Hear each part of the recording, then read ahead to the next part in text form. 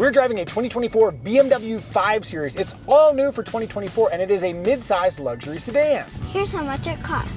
Coming up, would we rather buy this gasoline-powered BMW 5 Series or its nearly identical all-electric sibling, the BMW i5? But first, interior.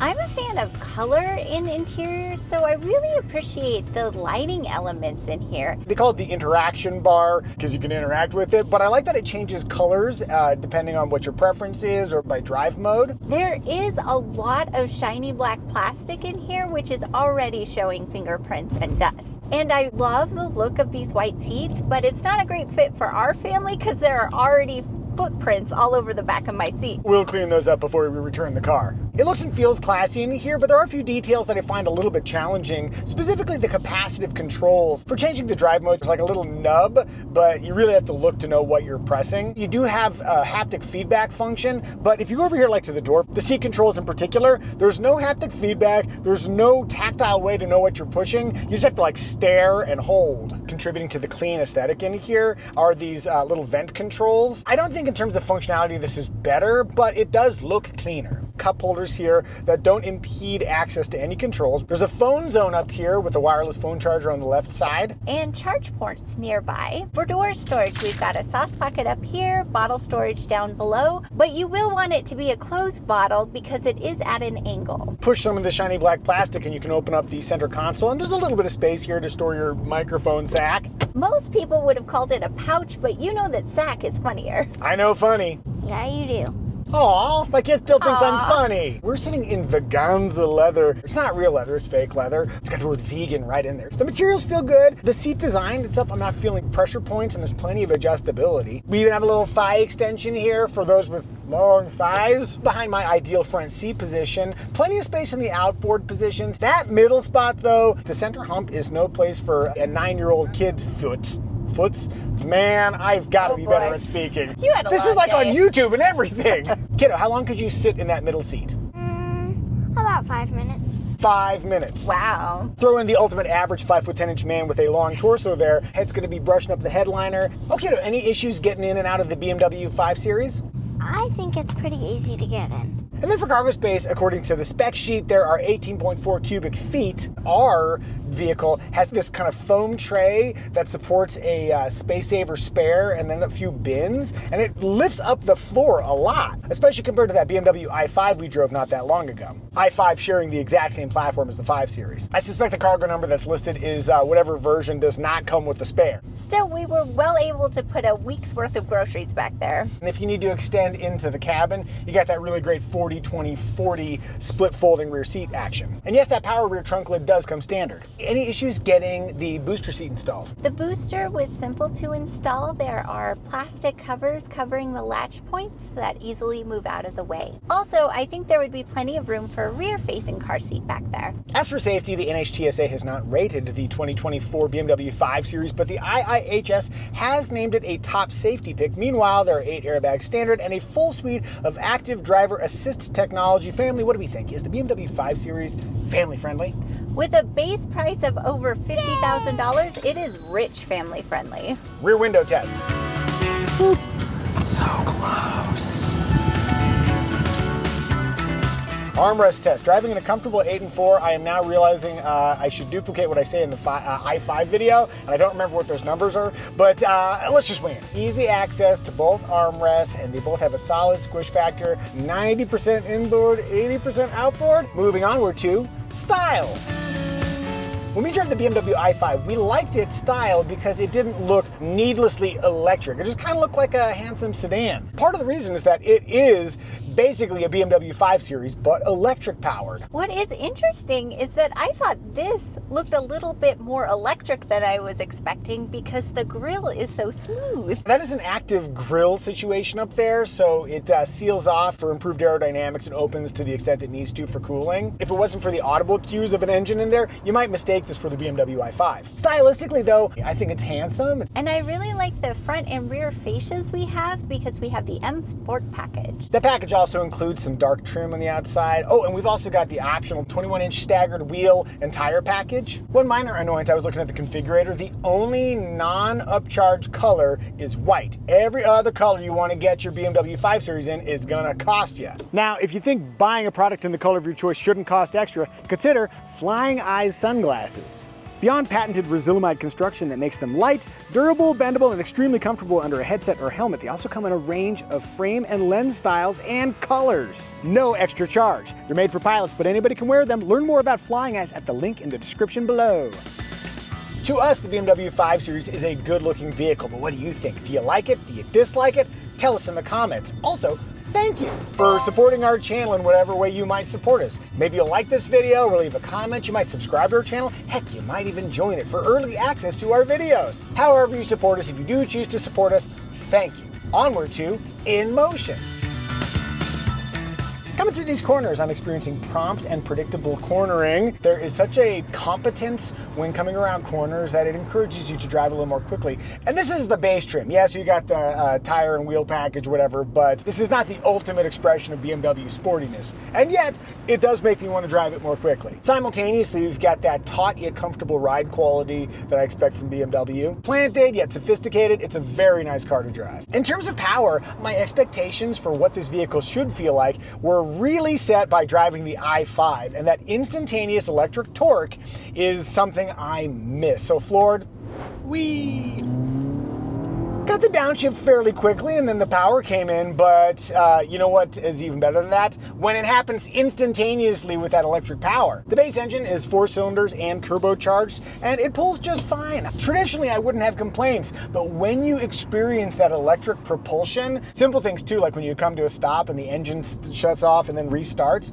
it's not terrible, but it is something. You feel a little wiggle when it happens. On that note, I couldn't figure out how to turn off the engine start-stop system. I finally got into the owner's manual. It told me to go to the place I had been looking at and couldn't find it. Drivetrain and chassis.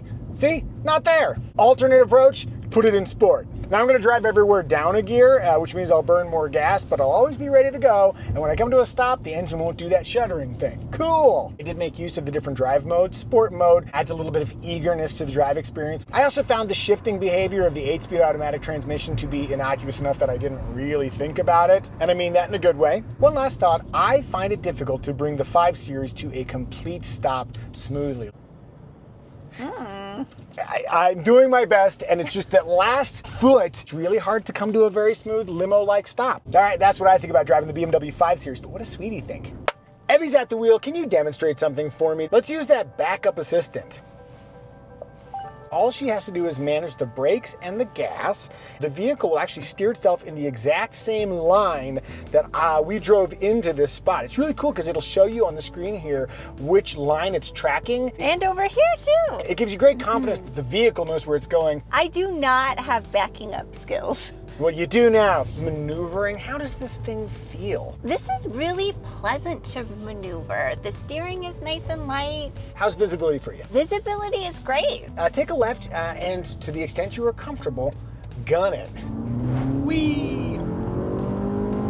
Do you have enough power to get out ahead of traffic? There was a slight delay before the power came in, but it did feel like enough power. For a Turbo 4, it gets up to speed with reasonable haste. Have you had any fun driving it? I do find it fun. It's a nice, luxurious feeling experience that isn't intimidatingly fast. If we were in the market for a luxury sedan, are there any game killers that would keep you from driving a BMW 5 Series? No game killers here. Right on. I'm getting back in the driver's seat.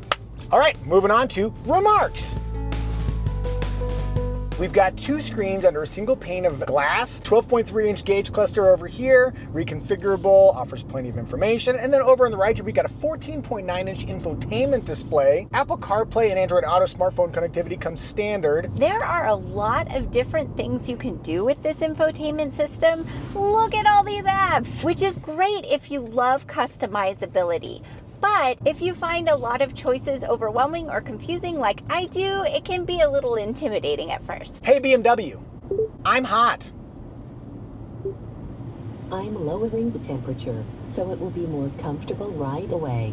Let me know if it gets too cold for you. When you use the voice commands and BMW is responding, she's kind of wordy. Your core temperature will be cooler, which should calm you down and keep you from being such an a-hole. Something that should make it less complicated is making it more complicated. Ironic, isn't it? Nonetheless, I like the ability to control the car with my voice. We also have the optional 360-degree camera system, which offers a ton of visibility around the vehicle. I don't know how often people use the spinny around virtual view, but it does look cool. Especially when you use your hands, man. Yeah, the gesture controls. I don't think I would use that on a regular basis, the spinning around one, but I have found myself doing this.